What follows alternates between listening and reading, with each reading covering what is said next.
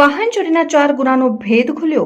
Anand LCB પોલીસે રાજ્યમાં અલગ અલગ જગ્યાએથી સીએનજી રિક્ષાની ચોરી કરનાર 2 રીઢા ગુનેગાર ઝડપ્યા।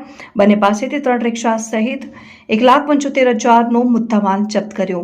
આણંદ એલસીબી પોલીસની ટીમે બોરસદ ઓવરબ્રિજ પરથી ચોરીની રિક્ષા સાથે પાલીતાણાના 2 શખ્સોને ઝડપ્યા છે।